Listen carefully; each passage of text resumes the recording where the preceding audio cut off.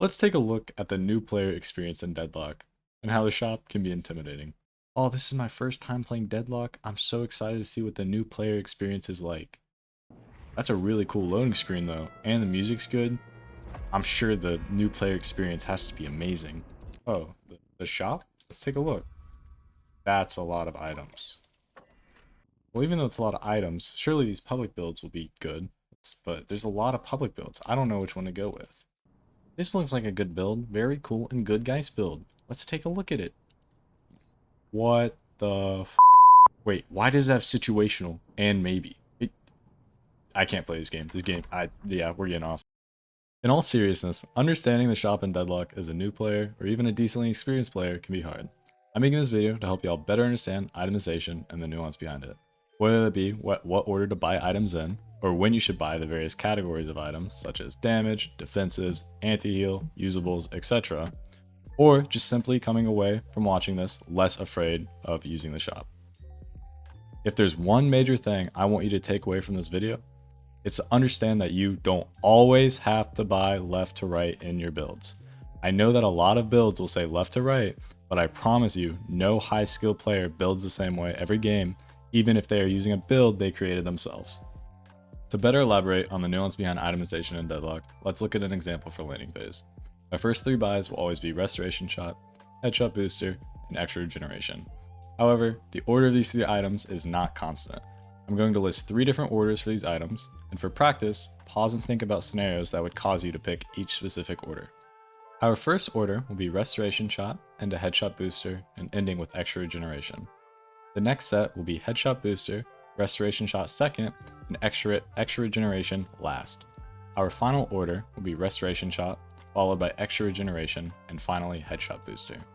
Take this time to pause the video and think as I'm about to go through scenarios for each order. Remember that there's nuance and that these orders may fall under multiple scenarios, but should follow a general trend. As a reminder, second wave in lane puts you at 851 max health on Lady Geist and represents your first buy, as you will have over 800 souls at this point. In scenario 1, we clearly prioritize a healing item first, followed by our damage buy. A scenario where I take path 1 might be due to either trading too much in lane or before second wave, and or taking too much damage, meaning I can't greed and take Headshot Booster.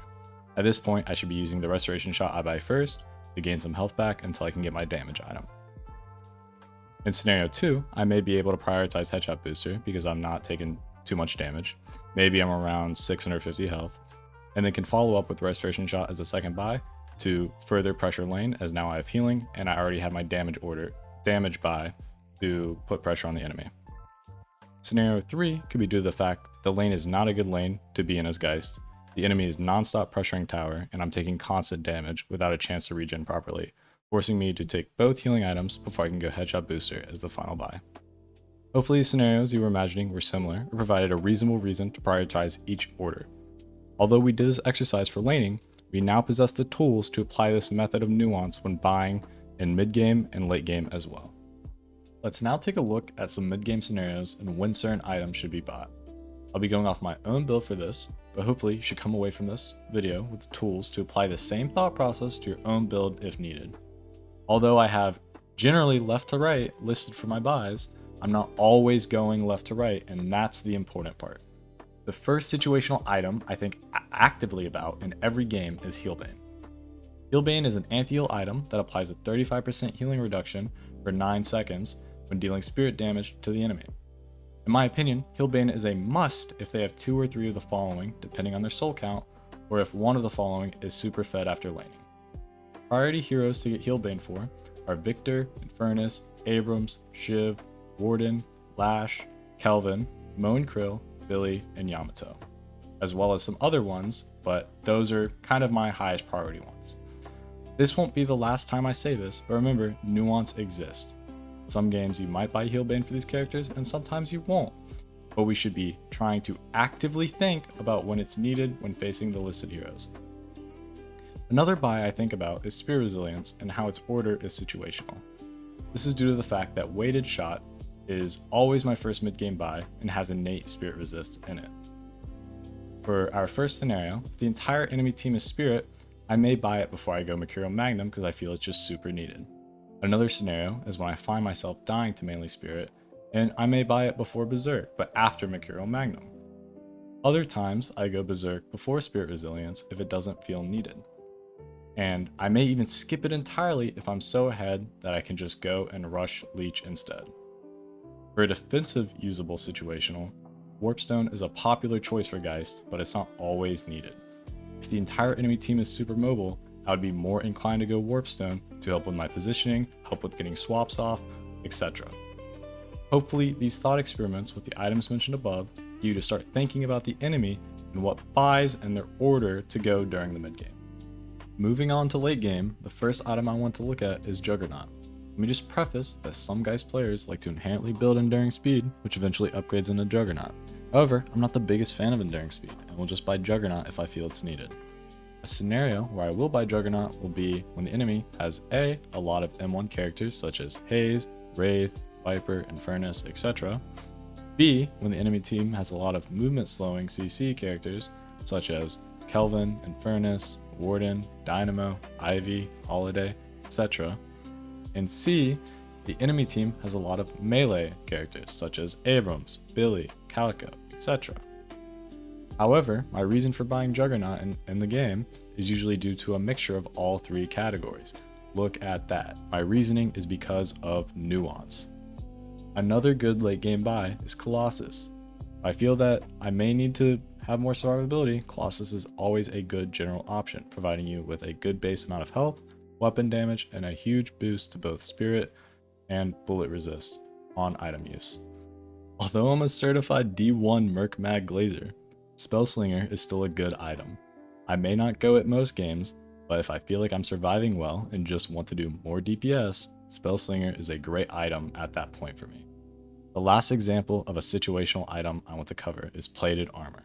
Why even bother with Juggernaut if the entire enemy team consists of all M1 characters that could care less about a little bit of fire rate reduction? Just go Plated Armor and hope it procs, that's all I can say. These are some of the many items and scenarios you will encounter in late game Deadlock, which is probably the most nuanced part when buying in the game since everybody has their full core builds at this point. To reiterate once again, we are trying to actively think about what we need in each specific game.